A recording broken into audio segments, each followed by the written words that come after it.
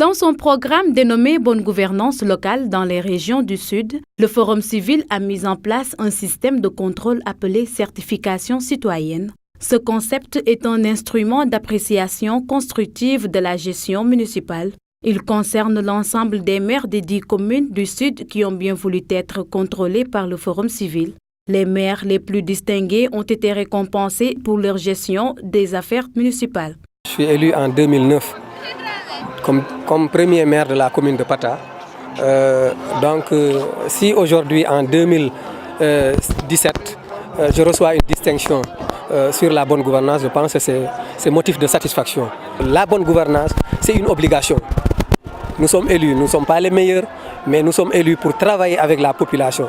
Parce que si on ne le fait pas, demain on aura des problèmes. Parfois les gens disent que la certification citoyenne, l'audit, c'est quelque chose de dangereux ou quelque chose de néfaste. Je dis que non, quand tu travailles avec des populations, il faut rendre compte. Ce que je demande au Forum civil, c'est de généraliser dans toutes les collectivités locales du Sénégal.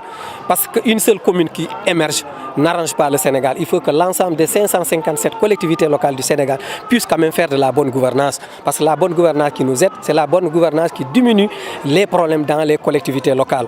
La participation effective des populations dans la gestion de la cité est désormais acquise dans les communes du Sud. La bonne gouvernance va permettre aux maires d'accéder à un canevas de travail et de devoir rendre compte et satisfaire les attentes des citoyens.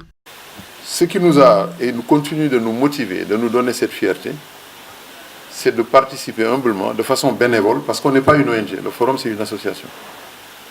De trouver un défi de notre temps, de nous infiltrer dans ce processus avec les acteurs concernés et d'essayer de relever le défi sans avoir recours à l'étranger.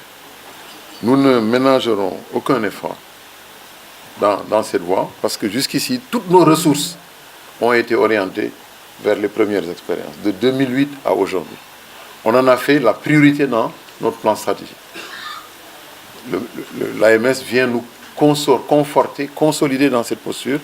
Cette fois-ci, c'est l'AMS qui nous retrouve. Ça doit être souligné, remercier le maire. C'est des ressources qui vont aller à l'AMS, que l'AMS va mettre dans ce travail-là. Je crois que c'est un engagement très fort au niveau de l'AMS. Ce n'est plus le Forum civil seulement. La bonne gouvernance n'est plus une affaire individuelle. Elle est plutôt collective et doit du coup contribuer à la bonne gestion de la cité.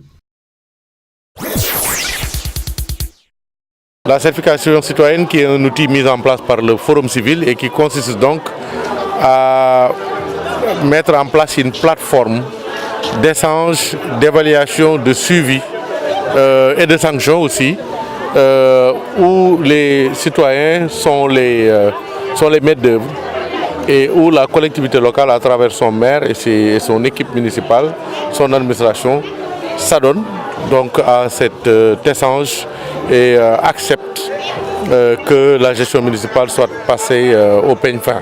L'objectif global, c'est l'efficacité de la gouvernance locale, c'est-à-dire faire en sorte que les ressources, si limitées soient-elles, soient utilisées de la meilleure façon pour des problèmes qui constituent les priorités de la population. C'est à la fois utile pour les populations parce qu'elles s'informent et elles savent ce qui se passe, mais c'est aussi utile pour le maire qui, de par ce biais, de par la communication permanente qu'il y a et le jeu de redressement auquel il s'adonne, parvient à la fin de son mandat à pouvoir présenter un bilan plus reluisant, en tout cas plus reluisant que s'il était laissé à lui seul, sans baromètre et sans guide. Et donc nous nous félicitons du fait que le Forum civil ait pu mettre en place cet outil-là. Et nous nous félicitons surtout de l'adhésion des maires de la région naturelle de Casamance, dont 10 ont été primés aujourd'hui. Et nous félicitons particulièrement le maire de Pata, qui a eu le label Or, qui est une distinction exceptionnelle, prouvant que la bonne gouvernance est une pratique réelle dans la commune de Pata. Donc nous remercions M. le maire. Ces élections de représentativité sont très importantes pour le corps enseignant. Parce que vous savez, dans le corps des enseignants, il y a beaucoup de syndicats. Beaucoup de syndicats sont là et donc lors des négociations, souvent ça pose problème parce qu'on ne sait pas un peu quels sont les syndicats qui sont les plus représentatifs. Et donc, pour sortir de ces élections, nous verrons vraiment le poids des enseignants, le poids des différents syndicats au niveau de l'enseignement, parce que quelquefois vous êtes dans le même syndicat, quand vous vous sentez un peu frustré, vous sortez, vous créez votre petit syndicat avec 100 personnes et vous vous dites que vous êtes représentatif. Mais au sortir de ces élections, c'est en ce moment-là que nous allons sentir les différents poids des différents syndicats et certains vont être obligés même de se fondre dans d'autres. Après 18h, donc aux alentours de 18h30, nous aurons fini parce que c'est un bureau qui n'a pas beaucoup d'électeurs. Je suis venu représenter mon syndicat. Je pense que mon syndicat sortira haut la main. Oui, nous allons remporter les élections dans ce bureau. Je l'espère bien.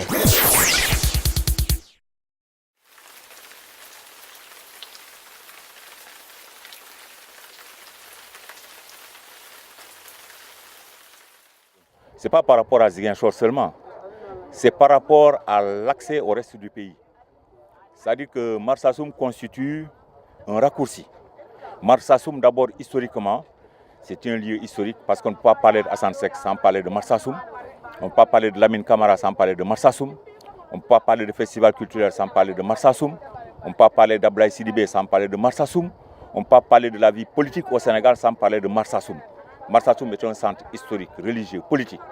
En plus, il constitue un raccourci en ce qu'il permet de rejoindre Ziguinchor, Bignona au reste du pays par un raccourci qui malheureusement est stoppé par le fait qu'il y a un fleuve ici qui dispose d'un bac avec tous les inconvénients que cela comporte en termes de lenteur, en termes de surcharge, en termes de retard sur l'évacuation des produits économiques, en termes de retard sur les échanges, toutes choses qui font que, en fait, le bac, la construction d'un pont au bac de Marsassoum est devenue une nécessité. Je dirais même une impérieuse nécessité.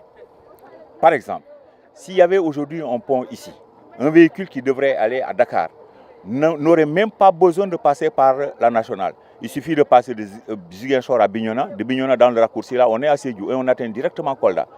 Donc c'est un axe stratégique qui mérite que l'on y accorde le plus grand soin parce qu'il participe également au développement de notre pays. Marsassoum, depuis, je peux dire, l'indépendance, le problème de route, ils ont le problème là. Primo. 2, l'électrification. 3, problème d'eau. Mais Dieu merci, avec le nouveau maire qui vient d'installer avec le régime de Macky Sall, on a suffisamment d'eau. Mais quant à la route, ça ne va pas. On a tant attendu les promesses du président jusqu'au jour dont je parle comme ça, on est en train d'écouter les promesses du président. Et jusqu'à présent, on est en train d'attendre les promesses. Rien n'est acquis. Oui. Donc, concernant les routes, rien ne va. La société n'est pas du tout bonne. La société n'est pas du tout bonne. Vous savez, une commune comme Marsassoum ne peut pas vraiment se développer sans l'État. Il faut qu'il y ait un soutien de l'État concernant les routes et d'autres réanimations concernant la commune. Pour magnifier l'action que mène El Hadj Moustapha Sylla dans la propension de la religion islamique, mais également dans la cohésion sociale des populations de Marsassoum, mais également des populations de la région de Sédhiou et de toute la Casamance. À travers lui également, nous saluons toute l'action que les chefs religieux mènent au quotidien auprès des populations pour nous permettre d'avoir une Casamance en paix, une Casamance tournée vers le développement. C'est le lieu aujourd'hui, en cette journée de prière, en cette journée de célébration du prophète Mohammed sallallahu alayhi wa sallam, de venir solliciter encore les prières de Cheikh Mouhamadou Moustapha Sylla envers la population, envers le chef de l'État, mais également envers l'ensemble de l'administration de la région de Sédhiou, pour nous permettre d'accomplir tous les projets du gouvernement, tous les projets de l'État envers les populations, mais également envers les cités religieuses et les familles religieuses. Le message que nous avons porté auprès d'El Hadj Moustapha Sylla, mais également recueillir des prières pour que la paix en Casamance dure et perdure. Pour que tout le travail que nous voulons faire, que nous puissions le faire dans la paix. Pour que également qu'on ait une bonne saison des prochaines des pluies, pour que la Casamance soit vraiment amorce vraiment son virage vers le développement. Nous avons connu beaucoup de difficultés dans la zone, mais aujourd'hui, les populations peuvent le ressentir. Aujourd'hui, les jeunes peuvent le ressentir que la Casamance, la région de Sédhiou en particulier, est en train de bouger. La région de Sédhiou est en train de combler le retard important qu'il a engendré depuis des années. Le temps des soupçons est révolu. La France accuse frontalement Damas d'avoir réalisé l'attaque chimique du 4 avril dernier à Khan Cheikhoun. Le chef de la diplomatie française, Jean-Marc Ayrault, a présenté ce mercredi un rapport des services français qui ont analysé le contenu d'une munition récupérée sur place. En Syrie, nous savons de sources certaines que le procédé de fabrication du sarin qui a été prélevé est typique de la méthode développée dans les laboratoires syriens. Cette méthode porte la signature du régime et c'est ce qui nous permet d'établir sa responsabilité dans cette attaque. Selon le rapport, le sarin prélevé correspond à celui utilisé dans une attaque imputée au régime à Sarakeb en 2013. Il serait développé par le CERS, le Centre de recherche et d'études scientifiques de Syrie, au profit de Damas. L'attaque contre la localité rebelle de Khan Cheikhoun le 4 avril dernier a fait 87 morts, dont 31 enfants.